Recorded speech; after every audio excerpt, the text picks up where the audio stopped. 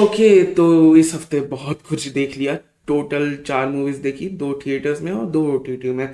तो एक एक करके चारों के बारे में बात करते हैं। ओके, तो शुरू करते हैं राजकुमार राव की मूवी श्रीकांत से, जो बेस्ड है श्रीकांत भोला के एक्चुअल लाइफ में। और एक बायोपिक होने के नाते मैं कहूँगा कि बहुत ज़्यादा फास्ट पेस्ड है। ऑब्वियसली एक पूरी लाइफ को एक इंसान के छोटी सी 2-2.5 घंटे की मूवी में कंप्रेस करना बहुत ज़्यादा मुश्किल है, लेकिन फिर भी काफ़ी सारी चीज़ें ये बिल्कुल रश कर जाती है कि उन्होंने कब क्रिकेट खेलना चालू कर दिया, वो नेशनल के लिए सेलेक्ट भी हो गए।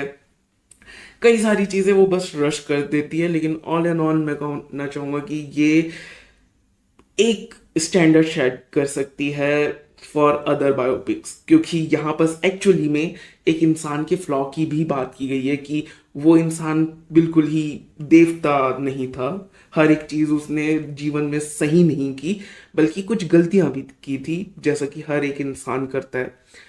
बाकी आप श्रीकांत जी के बारे में नहीं जानते तो मैं बिल्कुल कहूँगा कि उनके बारे में और जानिए, और उन्होंने अपने लाइफ में क्या किया है इन डेप्थ आप पढ़ सकते हैं। इंटरनेट में काफ़ी जगह आपको मिल जाएगा।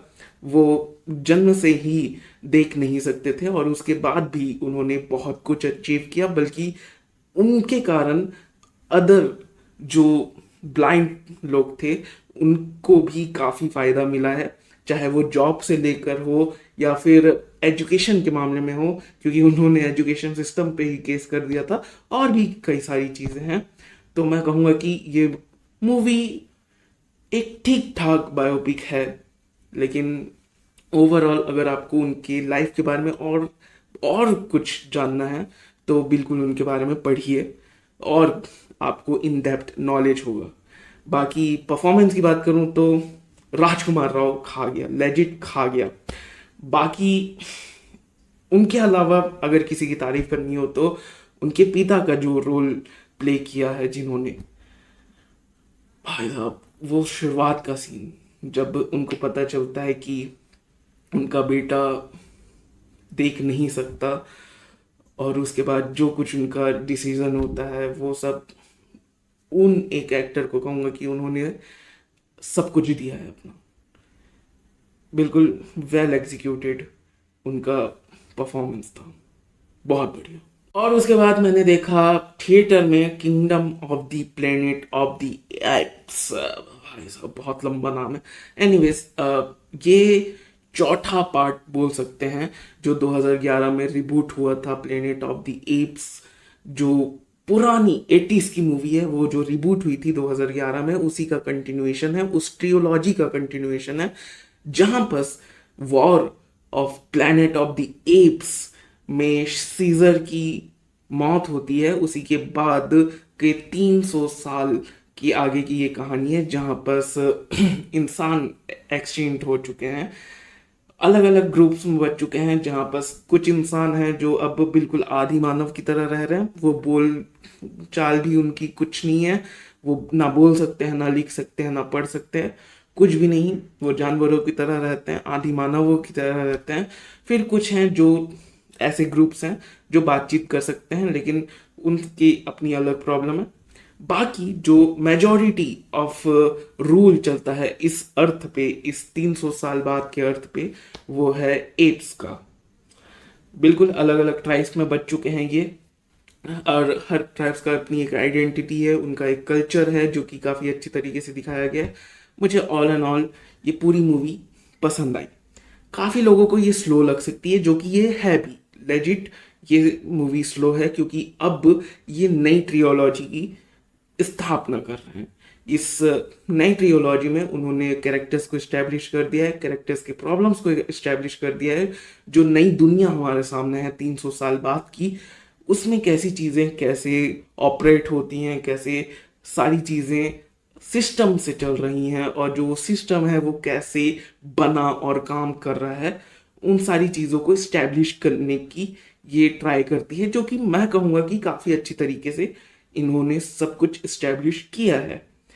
हालांकि अगर कंपेयर किया जाए पुरानी ट्रियोलॉजी से, या फिर उस ट्रियोलॉजी में भी जो सबसे बेस्ट मूवी थी war of the planet of the apps, अगर उससे कंपेयर किया जाए ये इसका लेवल थोड़ा नीचे ही रहेगा।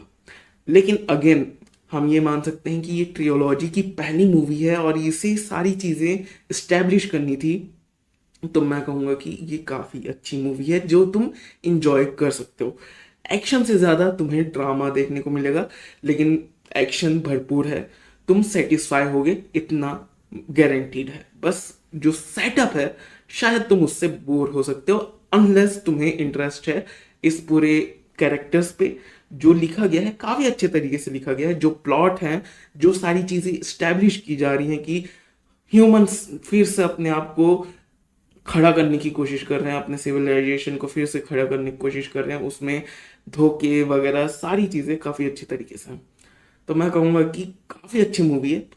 स्टैंडर्ड थोड़ा कम हो गया है जो आखिरी मूवी हमने प्लेनेट ऑफ द एप्स की देखी थी उससे, लेकिन फिर भी एक नई शुरुआत है तो एक मौका दे सकते हैं हम। और अब बात करते हैं ओटीटी में जो मैंने मूवीज देखी उसकी। तो शुरुआत करते हैं मंजूमल बॉयज से, जो कि थिएटर्स में लगी थी, लेकिन अनफॉर्चुनेटली मैं थिएटर्स में इसे देख नहीं पाया था। और बहुत ही ज़्यादा, मतलब हद से ज़्यादा मैंने इसकी तारीफ सुनी थी। ये एक रेस्क्यू मिशन के ऊपर बेस्ड है जो कि एक्चुअल रियल लाइफ में हुआ था 2006 में, जहाँ पर 10 लॉन्डो का ग्रुप गया था घूमने पहाड़ों पे, केव्स पे, और वहां पर उन ग्रुप में से एक बंदा गिर जाता है एक पिट पे जो कि ऑलमोस्ट 900 मीटर गहरी थी। लेकिन उनमें से कोई भी, इवन दो ऑफिसर्स, जो ऑफिशियल्स काम करते हैं वहाँ, जो वहाँ के पुलिस ऑफिसर्स थे, रेस्क्यू वाले थे, यहाँ तक कि जो लोकल्स थे, उन सब ने मना कर दिया था कि यहाँ पर कोई जिंदा नहीं बच सकता। ऑब्वियसली वो 900 मीटर गहरी 900 मीटर गहरी वो केव थी, वो पिट था, कोई कैसे जिंदा बच सकता है। लेकिन जो दोस्त थे बाकी के 9 लोग, उन्होंने गिव अप नहीं किया। वो तब तक नहीं माने जब तक उन्होंने उसे रेस्क्यू नहीं कर लिया, अपने दोस्त को। और काफी इंटेंस कहानी थी। बस मैं कहूँगा कि जो सेटअप, कैरेक्टर सेटअप करने में ये टाइम ले लेते हैं, वो मैं कहूँगा कि इन लोग थोड़ा काट सकते थे उसे, क्योंकि जो एक्चुअल हमें चीज़ देखने को मिलती है और एक्चुअल कैरेक्टर टेंशन हमें देखने को मिलता है वो बहुत टाइम बाद देखने को मिलता है। मैं कहूँगा कि यार काफ़ी चीज़ें काटी जा सकती थी, और जो रेस्क्यू मिशन था उसके ऊपर और ज़्यादा फोकस किया जा सकता था। जितना मैंने एक्सपेक्टेशन लगा ली थी इतनी तारीफों के बाद, उतना तो अच्छा नहीं है। लेकिन even though rescue mission movie के हिसाब से, जो कि बहुत ही ज़्यादा कम बनती है इंडिया में, उस हिसाब से बहुत ही बढ़िया टेंशन बिल्ड करती है।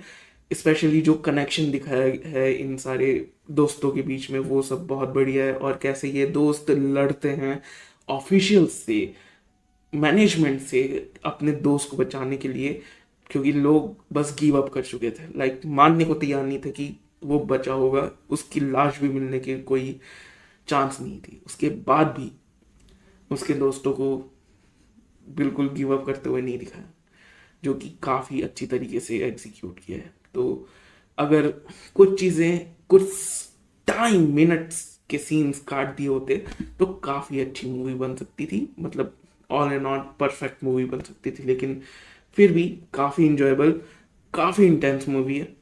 अगर तुम्हारा दिल कमज़ोर है, ज़्यादा टेंशन नहीं ले सकते, तो मैं रिकमेंड नहीं करूँगा। बाकी अगर तुम्हें इंजॉय करना है तो बिल्कुल तुम ये मूवी देख सकते हो और तुम डिसअपॉइंट बिल्कुल नहीं होगे।